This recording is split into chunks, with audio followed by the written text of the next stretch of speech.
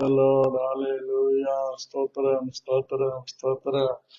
இயேசுவே உம்மை நன்றியோடு துதிக்கிறோம் ஸ்தோத்திரிக்கிறோம். சிவாதிபதியே உம்மை நன்றியோடு துதிக்கிறோம் ஸ்தோத்திரிக்கிறோம். பரிசுத்தத்தில் பயங்கரமானவரே உம்மை நன்றியோடு ஸ்தோத்திரிக்கிறோம். கிருபையில் ஐஸ்வர்யம் உள்ளவரே உம்மை நன்றியோடு ஸ்தோத்திரிக்கிறோம். அதிசயமானவரே உம்மை நன்றியோடு ஸ்தோத்திரிக்கிறோம். அற்புதங்களின் ராஜாவே உம்மை நன்றியோடு நாங்கள் ஸ்தோத்திரிக்கிறோம். இயேசுவே உமக்கு ஸ்தோத்திரம் ஸ்தோத்திரம் ஸ்தோத்திரம் ஸ்தோத்திரம் ஸ்தோத்திரம் ஸ்தோத்திரம். அதிகாலை தோறும் உடைய கிருபைகள் புதியவைகளாய் இருப்பதற்காக உமக்கு கோடா கோடி ஸ்தோத்திரங்கள் ஆண்டவரே. உமக்கு நன்றி நன்றி தகப்பனே. ஜீவாதிபதியே உம்மை நன்றியோடு துதிக்கிறோம் ஸ்தோத்திரிக்கிறோம் ஸ்தோத்திரிக்கிறோம் ஸ்தோத்திரிக்கிறோம். அற்புதங்களின் தேவனே உம்மை ஸ்தோத்திரிக்கிறோம். அதிசயங்களின் தேவனே உமக்கு ஸ்தோத்திரம். மகத்துவங்களின் தேவனே உமக்கு ஸ்தோத்திரம். கிருபையின் தேவனே உமக்கு ஸ்தோத்திரம். இரக்கங்களின் தேவனே உமக்கு ஸ்தோத்திரம். பரிசுத்தத்தின் தேவனே உமக்கு ஸ்தோத்திரம். பயங்கரமான தேவனே உமக்கு ஸ்தோத்திரம். வல்லமையுள்ள தேவனே ஸ்தோத்திரம். அதிசயமான தேவனே உமக்கு ஸ்தோத்திரம். அதிசயமானவரே. ஹல்லேலூயா. அவர் நாமம் அதிசயம். அவர் நாமம் ஆலோசனை கர்த்தர். அவர் நாமம் வல்லமையுள்ள தேவன். அவர் நாமம் நித்திய பிதா. அவர் நாமம் சமாதான பிரபு. அவர் நாமம் உயர்ந்தது. அவர் நாமம் சிறந்தது. ஆகவே நாங்கள் உம்மை துதிக்கிறோம் ஆண்டவரே. எந்த துதிக்கும் ஸ்தோத்திரத்துக்கும் மேலான மகிமையுள்ள உம்முடைய நாமத்தை நாங்கள் உயர்த்தி துதித்து ஸ்தோத்திரிக்கிறோம். சதா காலங்களிலும் உயிரோடு இருக்கிறவருடைய நாமத்தை நாங்கள் புகழ்ந்து போற்றுகிறோம். எக்காலத்திலும் மாறாதவராகி எங்கள் தேவனுடைய நாமத்தை நாங்கள் உயர்த்துகிறோம். எந்த காலங்களிலும் எந்த நேரங்களிலும் எங்களை கைவிடாதிருக்கிற கர்த்தரை துதிக்கிறோம். கிருபையின் மேலே கிருபை தந்து எங்களை ஆசீர்வதித்து நடத்துகிற அநாதி தேவனே, அடைக்கலமான தேவனே, வல்லமையுள்ள தேவனே, நித்திய பிதாவாய் இருக்கிறவரே, கிருபையில் ஐஸ்வர்யம் உள்ளவரே, இரக்கத்தில் ஐஸ்வர்யம் உள்ளவரே, உம்மை நன்றியோடு நாங்கள் ஸ்தோத்திரிக்கிறோம் ஆண்டவரே. உம்மை துதிக்கிறோம் துதிக்கிறோம். ராஜரீகம் பண்ணுகிற எங்கள் ராஜாதி ராஜாவே உம்மை துதிக்கிறோம். ஒருவரும் சேரக்கூடாத ஒளியிலே வாசம் பண்ணுகிற எங்கள் பரிசுத்தரே நாங்கள் உம்மை துதிக்கிறோம். எல்லா நாட்களிலும் எங்களோடு இருக்கிறவரே உம்மை துதிக்கிறோம். ஆண்டவரே, யார் எங்களை வெறுத்தாலும் எங்களை வெறுக்காத ஒரு தேவன் உண்டு. அவர் நீராய் இருக்கிறபடியால் உம்மை துதிக்கிறோம் ஆண்டவரே. எங்கள் மீது இரக்கத்தையும் தயவையும் காண்பிக்கிற எங்கள் தேவனாகிய கர்த்தரை நாங்கள் மகிழ்ச்சியோடு ஆராதிக்கிறோம், மகிழ்ச்சியோடு துதிக்கிறோம். நீர் ஒருவரே எங்களிலே பெரியவராக, போதுமானவராக, வல்லமையானவராக இருந்து எங்களை வழிநடத்தி கொண்டு வருகிற உம்முடைய அநாதி கிருபைகளை நினைத்து உம்மை நன்றியோடு நாங்கள் ஸ்தோத்திரிக்கிறோம் ஆண்டவரே. உமக்கு நன்றி நன்றி ஆண்டவரே. கர்த்தாவே, நீர் எவ்வளவு மகிமையான தேவன், மகத்துவமான தேவன், எங்களை ஆட்கொண்டு நடத்துகிற தேவன், எங்களை அபிஷேகிக்கிற தேவன், எங்களை பலப்படுத்துகிற தேவன், எங்களை ஆண்டவரே எல்லா காலங்களிலும் எங்களை எல்லா விதத்திலும் எங்கள் மீது அன்பு கொண்டு எங்களை ஆசீர்வதிக்கிற தேவன், எங்களை எப்பொழுதும் கைவிடாமல் எங்களை நடத்துகிற எங்கள் தேவன் நீர் ஒருவராய் இருக்கிறபடியால் உம்மை நன்றியோடு நாங்கள் ஸ்தோத்திரித்து துதிக்கிறோம். பரிசுத்தத்தில் பயங்கரமான எங்கள் தேவனை நாங்கள் துதிக்கிறதிலே ஸ்தோத்திரிக்கிறதிலே மகிழ்ச்சி அடைகிறோம். எங்கள் ராஜாதி ராஜாவே, நீர் மகிமையான தேவனாய் இருக்கிறபடியால் உம்மை நன்றியோடு நாங்கள் துதிக்கிறோம் ஆண்டவரே. உம்மை ஸ்தோத்திரிக்கிறோம். ஹல்லேலூயா ஹல்லேலூயா ஹல்லேலூயா ஹல்லேலூயா. இயேசுவே, உம்மை நன்றியோடு நாங்கள் ஸ்தோத்திரிக்கிறோம் ஆண்டவரே. நீர் மகா பெரிய தேவனாய் இருந்து எங்களை கிருபையாய் நடத்தி கொண்டு வருகிற அநாதி சிநேகத்தை நினைக்கும் போது அது அத்தனை மகிமையானது, எத்தனை ஆண்டவரே அதிசயமானது என்பதை நாங்கள் துதிக்கிறோம் ஸ்தோத்திரிக்கிறோம். பரிசுத்தத்தில் பயங்கரமான தேவனை நாங்கள் ஆராதிக்கிறோம் ஆண்டவரே. கர்த்தாவே, உம்மை துதிக்கிறோம் துதிக்கிறோம் துதிக்கிறோம். எங்கள் மீறுதல்களையும் எங்கள் பாவங்களையும் மன்னிக்கிற தேவனே, இந்த காலை வேளை எங்களை ஒரு விசை உடைய சமூகத்திலே தாழ்த்துகிறோம். ஆண்டவரே, நீர் வல்லமையுள்ள தேவனாய் இருக்கிறதற்காக உம்மை நன்றியோடு நாங்கள் தாழ்த்துகிறோம், ஸ்தோத்திரிக்கிறோம். இப்பொழுதும் ஆண்டவர் எங்கள் மீது இரக்கம் வைத்து தயவு வைத்து எங்களை நடத்தி கொண்டு வருகிற உம்முடைய அநாதி தயவையும் கிருபையும் நினைத்து நன்றியோடு நாங்கள் ஸ்தோத்திரிக்கிறோம். ஆண்டவரே, கிருபையுள்ள எங்கள் தேவன், அதிசயங்களை செய்கிற தேவன், அற்புதங்களை செய்கிற தேவன் நீராய் இருக்கிறபடியால் உம்மை நன்றியோடு நாங்கள் ஸ்தோத்திரிக்கிறோம். எங்கள் அன்பின் தேவனே, உம்மை நன்றியோடு ஸ்தோத்திரிக்கிறோம். ஆண்டவரே, எங்கள் அனுகூலமான துணையே, உம்மை நன்றியோடு ஸ்தோத்திரிக்கிறோம். எங்களுக்காக யாவையும் செய்து முடிக்கிற உமக்கு நன்றி சொல்லி, இந்த காலை வேளையில் ஆண்டவரே, என் இருதயத்தின் தியானமும் என் வாயின் வார்த்தைகளும் அடியேனுக்கும் கேட்கிற யாவருக்கும் உம்முடைய சமூகத்திலே பிரீதியாய் இருப்பதாக என்று இயேசு கிறிஸ்துவின் நாமத்தில் செபிக்கிறேன் நல்ல பிதாவே, ஆமேன். அன்பான தேவனுடைய பிள்ளைகளே, இந்த காலை வேளையிலே, இந்த ஜபத்திலே, இந்த தியானத்திலே பங்கு பெறுகிற உங்கள் ஒவ்வொருவரையும் இயேசு கிறிஸ்துவின் நாமத்தில் அன்போடு நான் வணங்கி வாழ்த்தி வரவேற்கிறேன். கர்த்தர் உங்களை ஆசீர்வதிப்பார். நேற்றைய தினத்திலே நாம் எபிரேயர் 3ஆம் அதிகாரம் 14வது வசனத்தை தான் நாம் சிந்தித்துக் கொண்டு வருகிறோம். அதை உங்களுக்காக அடியேன் வாசிக்கிறேன். நாம் ஆரம்பத்திலே கொண்ட நம்பிக்கையை முடிவு பரியந்தம் உறுதியாய் பற்றி கொண்டிருப்போமாகில் கிறிஸ்துவினிடத்தில் பங்குள்ளவர்களாய் இருப்போம். இந்த வசனத்தை பிரியமானவர்களே, ஆரம்பம் என்று நாம் தியானித்துக் கொண்டு வந்தோம். நம்பிக்கை என்று நாம் சிந்தித்துக் கொண்டு வந்தோம். முடிவு அல்லது முடிவு பரியந்தம் என்று நாம் சிந்திக்க தேவன் கிருபை தந்தார். உறுதியாய் என்கிறதான தலைப்பிலே நாம் இப்பொழுது இந்த வசனங்களை கேட்டுக் கொண்டிருக்கிறோம். பிரியமானவர்களே, இந்த நாளிலும் நேற்றைய தினத்திலே நாம் பிசாசின் தந்திரங்களுக்கு எதிர்த்து நிற்கும்படி விசுவாசத்திலே உறுதியாயிருந்து அவனுக்கு எதிர்த்து நில்லுங்கள் என்ற வசனத்தையும், அடுத்து தேவனாகிய கர்த்தர் நாம் எப்பொழுதும் எல்லா காரியத்திலேயும் உறுதிப்பட்டவர்களாய் நம்முடைய அழைப்பையும் தெரிந்து கொள்ளுதலையும் புரிந்து கொண்டு ஜாக்கிரதை உள்ளவர்களாய் இருக்க வேண்டும் என்கிறதான காரியத்தை சிந்தித்தோம். இன்றைக்கு பிரியமான தேவனுடைய பிள்ளைகளே, 2 பேதுரு 1ஆம் அதிகாரம் 12வது வசனத்தை மையமாக கொண்டு நாம் சிந்திப்போம். பிரியமான கர்த்தருடைய பிள்ளைகளே, இது நிமித்தம் என்று சொல்லுவதற்கு முன்பாக நாம் ஒன்றை சரியாக புரிந்து கொள்ள வேண்டும். எது நிமித்தம்? நாம் ஏற்றுக்கொண்டிருக்கிற நம்பிக்கையின் நிமித்தம். எது நிமித்தம்? நம்மை எதிலே உறுதியாய்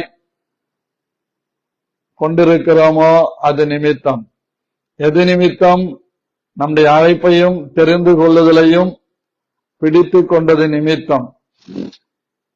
இவைகளை நீங்கள் அறிந்தும் நீங்கள் இப்பொழுது அறிந்திருக்கிற சத்தியத்தில் உறுதிப்பட்டிருந்தும் உங்களுக்கு இவைகளை எப்பொழுதும் நினைப்பூட்ட நான் அசதியாய் இரேன் என்று பேதுரு சொல்லுகிறார்.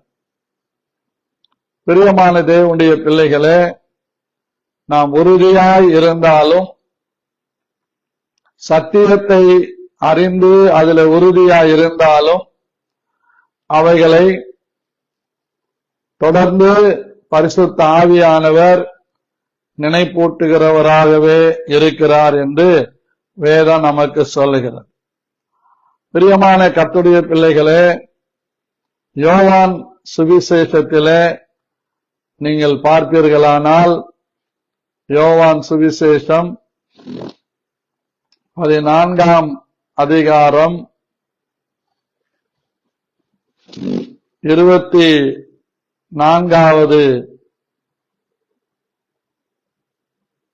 26வது வசனத்தை உங்களுக்காய் நான் வாசிக்கிறேன், அல்லது 23லிருந்தே வாசிக்கலாம். நீங்க எடுத்துக்கொண்டா வேதத்துல பாருங்க. இயேசு அவனுக்கு பிரதியுத்தரமாக, ஒருவன் என்னில் அன்பாயிருந்தால் அவன் என் வசனத்தை கைக்கொள்ளுவான், அவனில் என் பிதா அன்பாயிருப்பார், நாங்கள் அவனிடத்தில் வந்து அவனோட வாசம் பண்ணுவோம். என்னில் அன்பாயிராதவன் என் வசனங்களை கைக்கொள்ள மாட்டான். நீங்கள் கேட்கிற வசனம் என்னுடையதாய் இராமல் என்னை அனுப்பின பிதாவினுடையதாய் இருக்கிறது. நான் உங்களுடனே தங்கியிருக்கையில் இவைகளை உங்களுக்கு சொன்னேன். என் நாமத்தினாலே பிதா அனுப்ப போகிற பரிசுத்த ஆவியாகிய தேற்றரவாளனே எல்லாவற்றையும் உங்களுக்கு போதித்து நான் உங்களுக்கு சொன்ன எல்லாவற்றையும் உங்களுக்கு நினைப்பூட்டுவார். சமாதானத்தை உங்களுக்கு வைத்து போகிறேன், என்னுடைய சமாதானத்தையே உங்களுக்கு கொடுக்கிறேன். உலகம் கொடுக்கிற பிரகாரம் நான் உங்களுக்கு கொடுக்கிறதில்லை. உங்கள் இருதயம் கலங்காமலும் பயப்படாமலும் இருப்பதாக என்று ஆண்டவர் சொல்லுகிறார். ஆகவே இந்த ஆண்டவர் நம்மை எப்பொழுதும் நினைப்பூட்டுகிறவராக இருக்கிறார். அவர் ஒரு காலம் ஒரு நாளும் அவர் அசதியாய் இருக்கிற தேவன் அல்ல. அசதி என்பது மிக கொடூரமானது. அந்த அசதி நமக்கு இருந்து கொண்டு இருக்குமானால் நாம் மிகவும் பாதிக்கப்பட்டவர்களாக இருக்கக்கூடும். நமக்குள்ள பெற்றுக் கொண்டிருக்கிற நம்பிக்கை, நாம் ஏற்றுக்கொண்டிருக்கிற உறுதி, நாம் பற்றிக் கொண்டிருக்கிற விசுவாசம், நாம் தொடர்ந்து ஓடிக்கொண்டிருக்கிற இந்த ஓட்டம், நம்முடைய அழைப்பு அசதியாய் இருக்குமானால் அது நம்மை மிகவும் வேதனைக்குள்ளாக கொண்டு போய்விடும். ஆகவே பிரியமான கர்த்தருடைய பிள்ளைகளே, நாம் கர்த்தருக்கு அடுத்த காரியங்களிலே அசதியாய் இருப்பதை தேவன் விரும்பவில்லை. இன்னைக்கு நிறைய பேரு எதுக்கெடுத்தாலும் ஒரு அசதி, அந்த அசதி நமக்குள்ள இருக்குமானால் உண்மையாகவே நாம் பாதிக்கப்படுவோம். அசதி என்கிற இந்த காரியத்தை நாம் புரிந்து கொள்ள வேண்டும். அசதியாய் இருக்கிறவர்கள் தேவனுக்காக ஒன்றையும் செய்ய முடியாது. ஆகவே பிரியமான கர்த்தருடைய பிள்ளைகளே, யோசுவா இஸ்ரவேல் ஜனங்களுக்கு காணியாட்சிகளை பங்கிட்டு கொடுக்கிற அந்த நாட்களில அவன் அவங்களுக்கு ஒரு ஆலோசனை சொல்லுகிறான். யோசுவா இஸ்ரவேல் புத்திரர்களை நோக்கி, உங்கள் பிதாக்களின் தேவனாகிய கர்த்தர் உங்களுக்கு கொடுத்த தேசத்தை சுதந்திரித்துக் கொள்ள போகிறதற்கு நீங்கள் எந்த மட்டும் அசதியாய் இருப்பீர்கள் என்று சொல்லுகிறார். யோசுவா 18:3. ஆகவே அசதியாய் இருக்கிறவர்கள் சுதந்திரித்துக் கொள்ள முடியாது. நாம் ஆரம்பத்திலே கொண்ட நம்பிக்கையிலே முடிவு பரியந்தும் உறுதியாய் பற்றி கொண்டிருப்போமானால் நாம் கிறிஸ்துவனிடத்தில் பங்குள்ளவர்களாய் இருப்போம். ஆகவே கர்த்தருடைய காரியத்திலே நாம் உறுதியாக இருந்தாலும் அநேக நேரங்கள்ல நாம் அசதியாக இருக்கிறோம். அதே அதிகாரத்தில் 9வது வசனத்தை நீங்கள் வாசிக்கையில அதற்கு அவர்கள், எழும்புங்கள், அவர்களுக்கு விரோதமாய் போவோம், வாருங்கள், அந்த தேசத்தை பார்த்தோம், அது மிகவும் நன்றாய் இருக்கிறது, நீங்கள் சும்மா இருப்பீர்களா? அந்த தேசத்தை சுதந்திரித்துக் கொள்ளும்படி புறப்பட்டு போக அசதியாய் இராதீர்கள் என்று யோசுவா இஸ்ரவேல் ஜனங்களை பார்த்து சொல்லுகிறார். சுதந்திரித்துக் கொள்ளுகிறவர்கள் அசதியாய் இருக்கக்கூடாது. அசதியாய் இருக்கிறவன் சபிக்கப்பட்டவன் என்று வேதம் சொல்லுகிறது. எல்லா சூழ்நிலைகளிலேயும் தேவனுடைய அழைப்பையும் தெரிந்து கொள்ளுதலையும் உறுதிப்படுத்திக் கொண்ட அநேகம் பேர் அசதியாய் இருக்கிறதுனால குடும்பங்கள் நினைக்கட்டு போகிறது. ஒரு குடும்ப தலைவன் அசதியாய் இருந்தால் அந்த குடும்பம், ஒட்டுமொத்த குடும்பமும் மெனக்கெட்டு போகும். அந்த நல்ல யுக்திக்கு வராது, நல்ல நிலையில இருக்காது. கர்த்தருக்கு ஸ்தோத்திரம். பிரியமானவர்களே, ஒரு குடும்ப தலைவி அசதியா இருந்து படுத்து கொண்டு விட்டால் அந்த வீட்டில எந்த காரியங்களும் நடக்காது.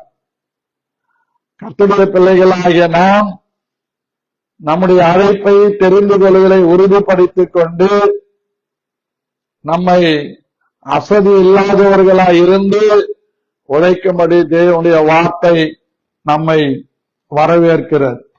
ஆகவே கர்த்தருடைய பிள்ளைகளாகிய நாம் இந்த கடைசி நாட்களிலே அசதியாய் இருப்பதை தவிர்த்து ஆண்டவருடைய நாமத்தின் மகிமைக்காக வாழ்வதை வேதம் நமக்கு போதிக்கிறது.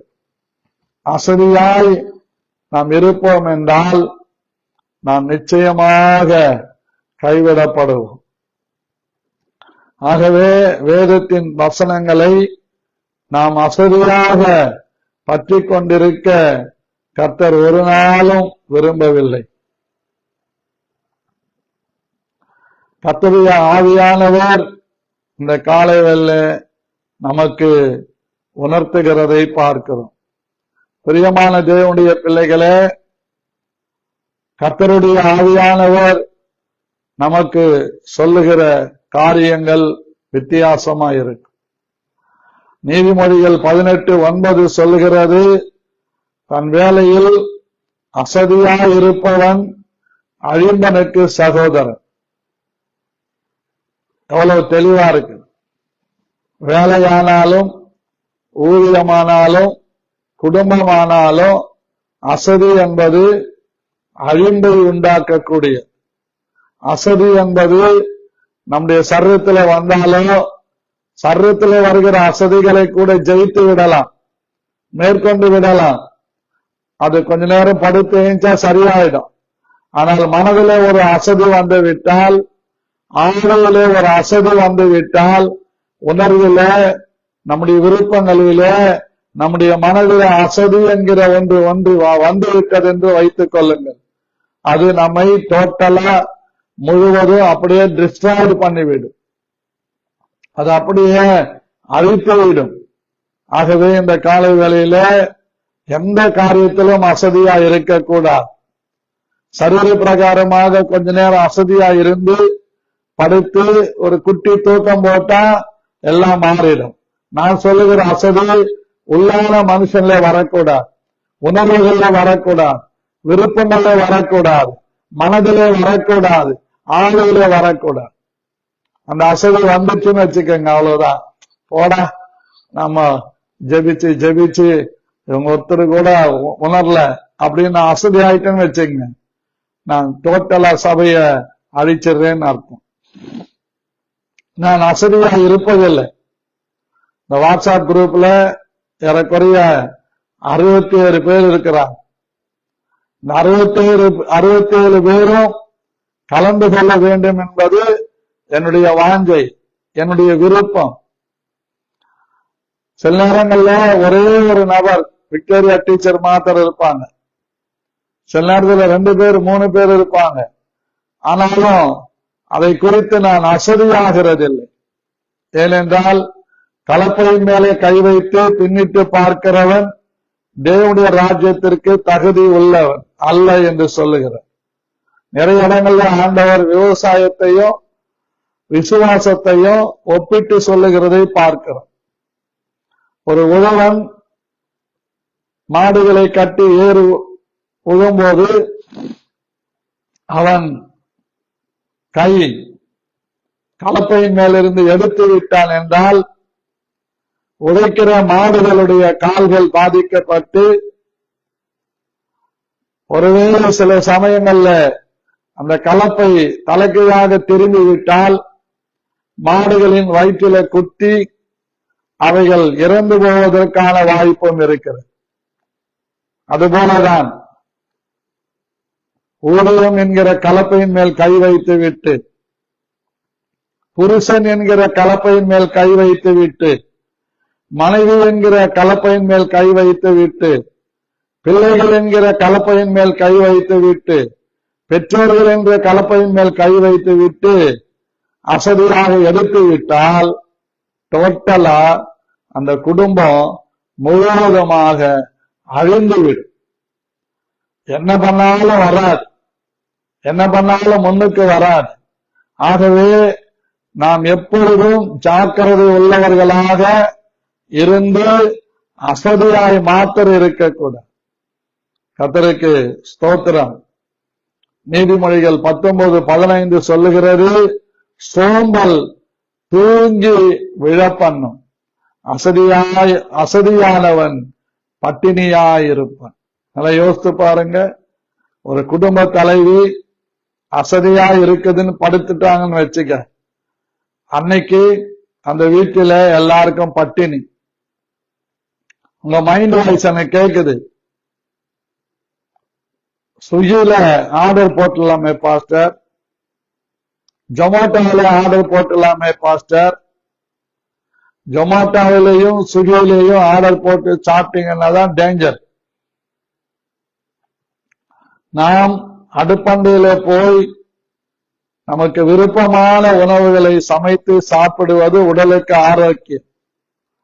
ஒன்றுமே இல்லாவிட்டாலும் அரிசியை பொங்கி கஞ்சி வைத்து குடித்தாலும் நம்ம உடம்புக்கு ஆரோக்கியம். நான் பார்த்து விட்டேன், வாய்க்கு ருசியாக சாப்பிட்டவர்கள் ஒன்றுமில்லாமல் போய் இருக்கிறதை பார்த்திருக்கிறேன். எனக்கு தெரிந்த ஒரு குடும்பம், டெய்லி அவங்க இறைச்சி சோறு இல்லாம சாப்பிட மாட்டாங்க. ஆமா, ஆட்டுக்கறி விற்கிற கடையில அக்கௌண்ட், ப்ரொவிஷன் கடையில அக்கௌண்ட், எல்லா இடத்திலும் அக்கௌண்ட். கடைசியா கடனாகி அவர்கள் சொந்தமாய் வைத்திருந்த வீட்டை விற்று கடன்களை எல்லாம் அடைத்து விட்டு அந்த ஐயாவும் அம்மாவும் போய் சேர்ந்துட்டாங்க. இன்னைக்கு பிள்ளைங்க அல்லோகலப்பட்டு வாடகை வீட்டிலேயும் அப்படியே அலைந்து கொண்டிருக்கிறான். அதுல மூத்தவன் ஆண்டவரை ஏற்றுக்கொண்டபடியினால், கர்த்தரை பிடித்து கொண்டபடியினால் அவன் இன்றைக்கு சாட்சியா இருக்கிறான். ஒரு கம்பெனில வேலை செய்கிறான். கிட்டத்தட்ட 1 லட்சம் ரூபாய் வரைக்கும் சம்பளம் வாங்குறான். அவன் சொந்த வீடு வாசல் இருக்கிறான். பலமுறை போய் நான் அவங்களுக்கு ஜபிச்சுட்டு வந்திருக்கிறேன். ஆனா மற்ற 3 பிள்ளைகள் ஏதோ வேலை செய்யறாங்க, ஏதோ சர்ச்சுக்கு போறாங்க, ஏதோ வர்றாங்க.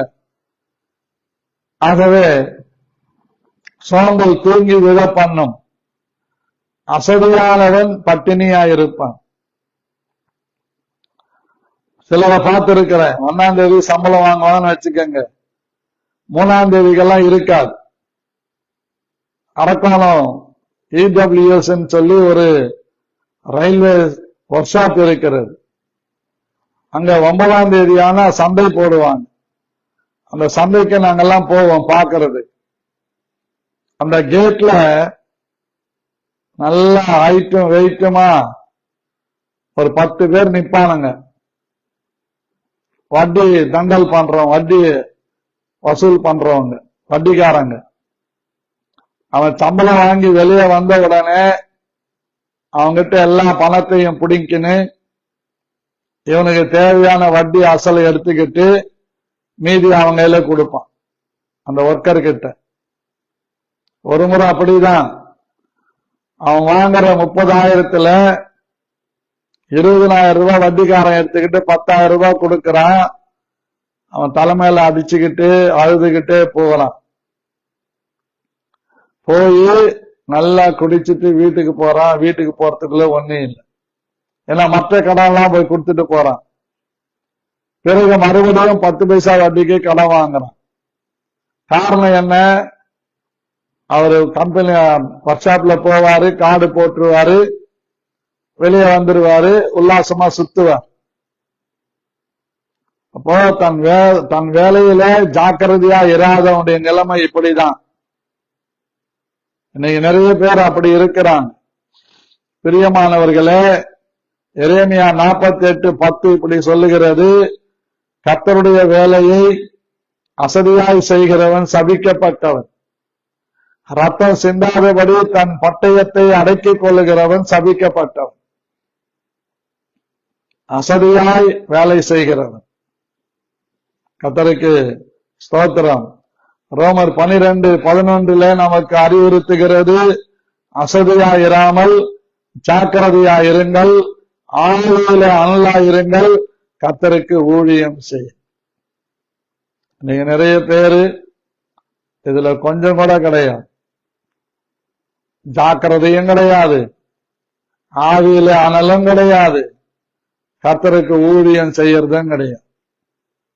கேட்டா சொல்லுவாங்க, நாங்க ஊழியக்காரங்க, சபையிலிருந்து ஊழியம் செய்யறோம். என்ன செஞ்சிருக்கிறாங்க? ஒன்னும் செஞ்சதில்லை. சபைக்கு வர்றாங்க, ஆராதனைல பங்கு கொள்றாங்க, அப்படியே வாயை திறக்காம திறந்து அறகுறையா துதிச்சு, அறகுறையா பாடி, அறகுறையா, இதுல வேற ரொம்ப பிரெஸ்டேஜ். பாஸ்டர் எனக்கு பேர் சொல்லி கூப்பிட்டு வேலை வாங்கல அப்படின்னு. பேர் சொல்லி கூப்பிட்டாலும் டேஞ்சரா இருக்குது. சாட்சிக்காக சில பேர்களை சொல்லிட்டா அந்த குடும்பத்துல பெரிய குழப்படி வந்தது. சில உதாரணங்களுக்காக நம்ம பிள்ளைங்க தானேன்னு சொல்லி ஒரு மற்றவங்க எச்சரிப்புக்காக அவங்க பேரை சொல்லி இப்படி நடந்துக்கிறீங்கன்னு சொன்னாலும் அது பெரிய விபரீதமா போய் முடிகிறது. சரி, நாசுக்கா மறைமுகமா பேரு சொல்லாம மற்றவருடைய ஜாக்கிரதைக்காக சொன்னாலும் உடனே, பத்தியா பாஸ்டர் போன வாரம் அவங்க வீட்டுல நான் பேசிக்கிட்டு இருந்தேன், அந்த கதையை கொண்டு சபையில கோத்து விட்டார் அப்படின்னு வருத்தப்படுறவங்களும் இருக்கிறார்.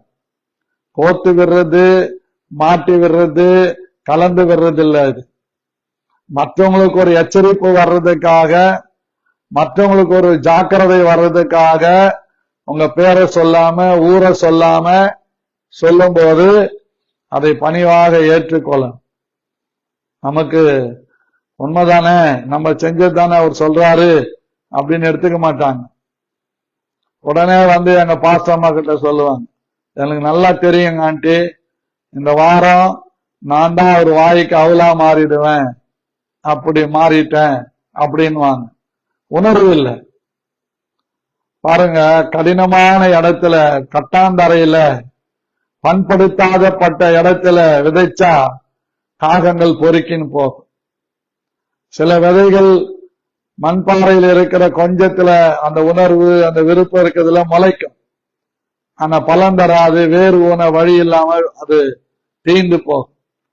சில விதைகள் முள்செடியில விழுகிறது, நல்லா வருது, நல்லா சூப்பரா வருது, ஆனா பிள்ளைங்க வளர்ந்து அந்த பிள்ளைங்க இடரும் போது குடும்பமே டோட்டலா டிஸ்ட்ராய்ட் ஆயிடுது. அப்படி ஆயிடுது. அதுக்கப்புறம் மேற்கொண்டு வளர்றதில்லை. உங்களுக்கு யாரும் எக்ஸாம்பிள் தேவையில்லை, நான் ஒரு ஆளே உங்களுக்கு எக்ஸாம்பிள் போதும்.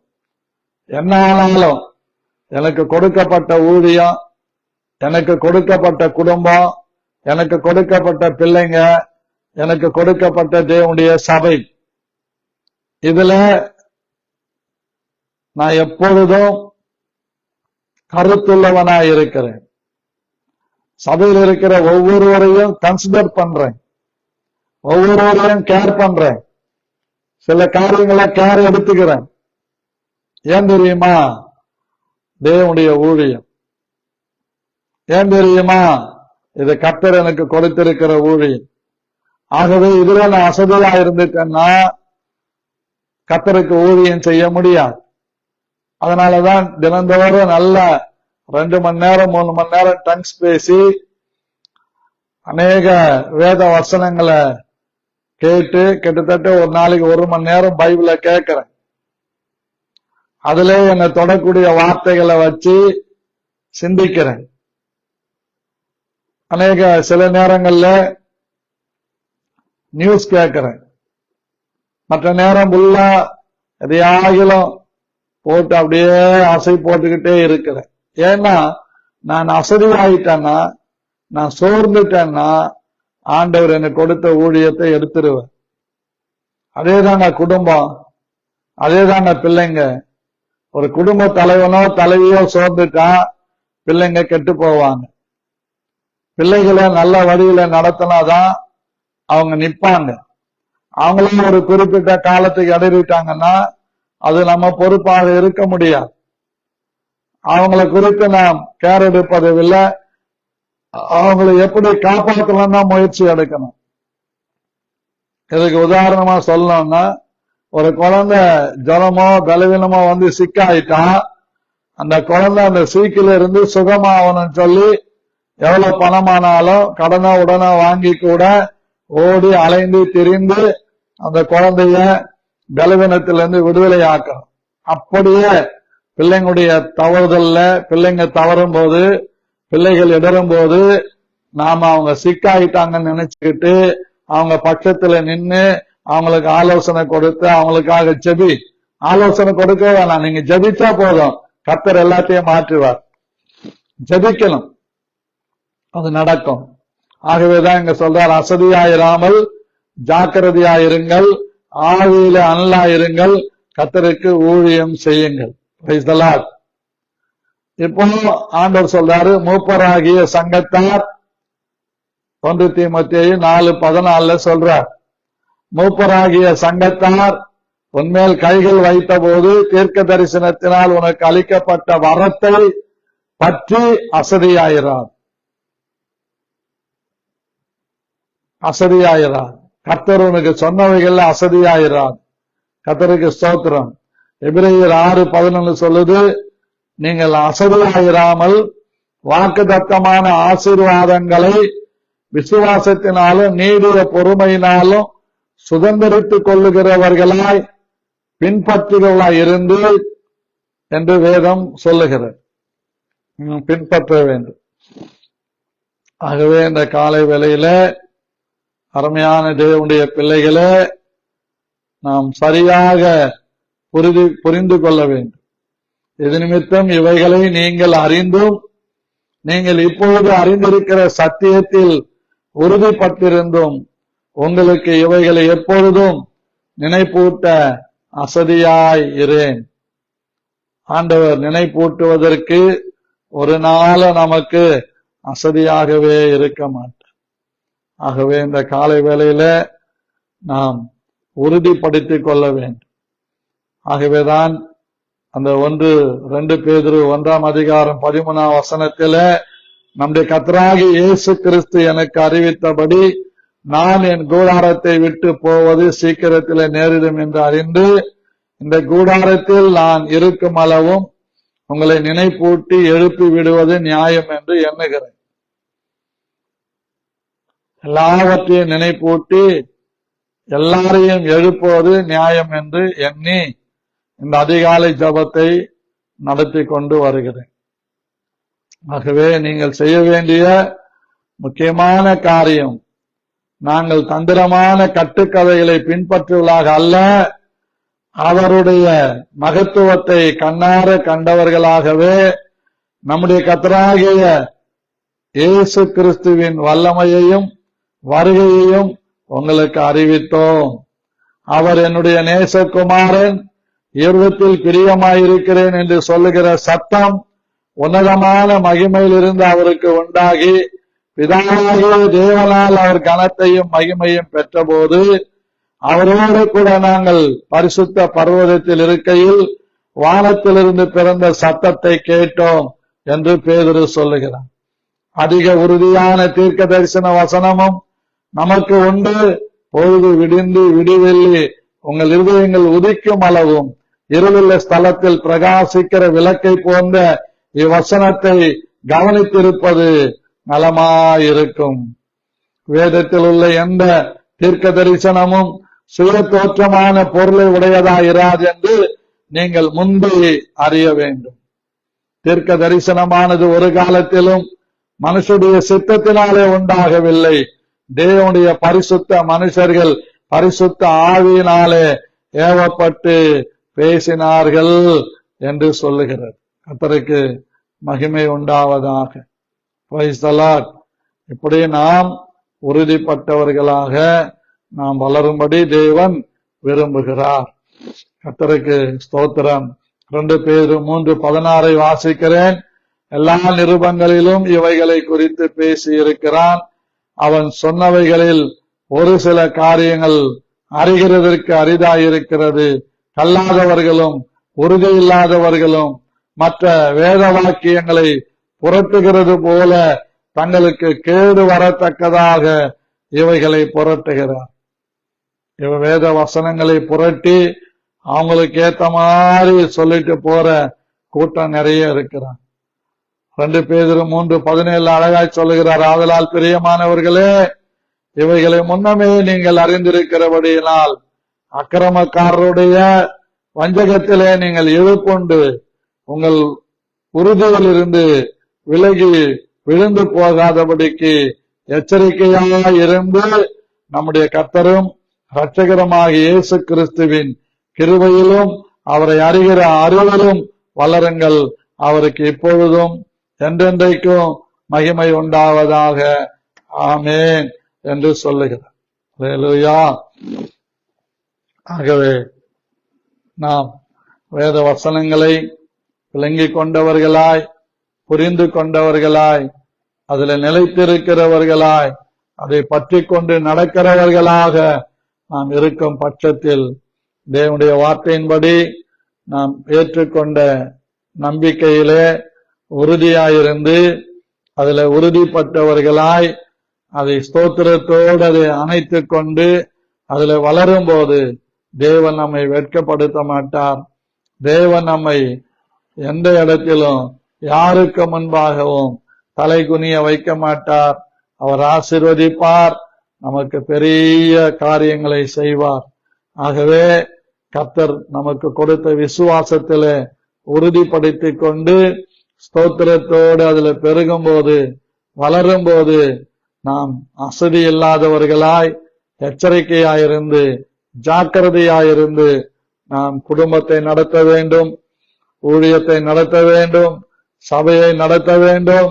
எல்லாவற்றிலும் நாம் உறுதியாயிருக்க வேண்டும்.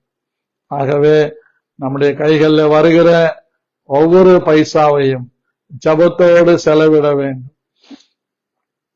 பிள்ளைகளுக்கு பெற்றோர்கள் தான் பொக்கிஷங்களை சேர்த்து வைக்க வேண்டும். பிள்ளைகள் பெற்றோர்களுக்கு நல்ல வீடு வாசல்களை ஏற்படுத்தி வைக்க வேண்டும்.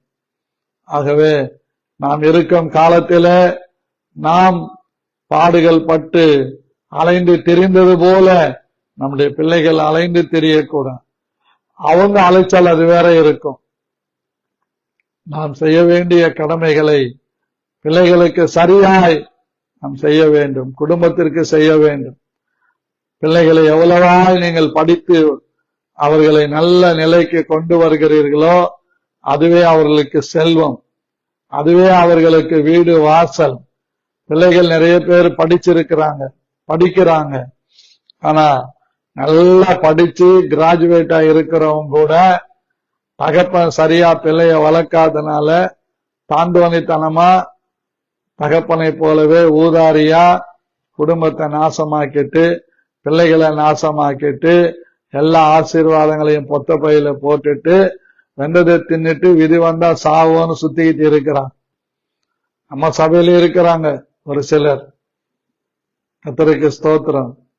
ஒரு சிலர் இருக்கிறாங்க, தன் வாலிப நாட்கள்லாம் வீணாக்கிட்டு இப்போ வயசாயிட்டு எந்த காரியத்தையும் செய்ய முடியாது. நடந்தும் போயும் டிராக்ஸ் கொடுக்க முடியாது, பைக்ல போயும் டிராக்ஸ் கொடுக்க முடியாது, யாருக்கும் எங்கேயும் சொல்ல முடியாது. ஆனா வீராப்பு மாத்திரம் இருக்கும். அப்படியே ஒரு 18 வயசு பையனுக்கு இருக்கிற வீராப்பு இருக்கும்.